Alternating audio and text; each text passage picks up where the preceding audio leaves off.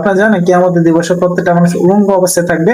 উলঙ্গ অবস্থায় থাকা অবস্থায় একজন আরেকজনের সাথে দেখা করবে, অবশ্যই সে বুঝতে পারবে না সে অসচেতন আছে, উলঙ্গ আছে।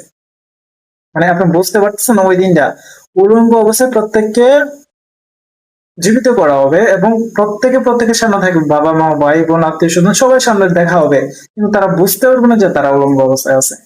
মানে ওই দিনটা এরকম হবে, কেউ কাউকে সাহায্য করবে না।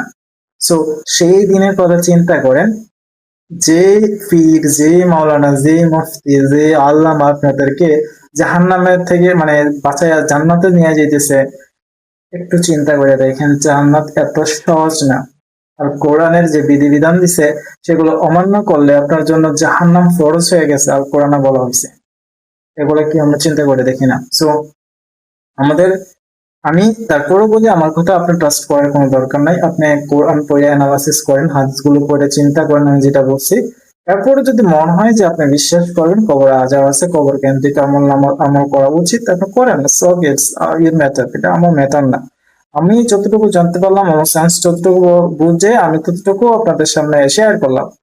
এখন পরকালে লিস্ট আমি এতটুকু বলতে পারবো যে আমি আল্লাহ আপনার কোরআনের কিছু ইনফরমেশন শেয়ার করছি মানুষের সাথে, তারা বিশ্বাস করে না, সেটা আমার কিছু করার নাই। কারণ আল কোরআনে বলা হয়েছে তুমি যদি একটা আয়াত জানো সেটা প্রকাশ করো, সেটা প্রচার করো। তো আমি যেগুলা জানি এগুলা সেজন্য মূলত কথা বলা, প্রচার করা।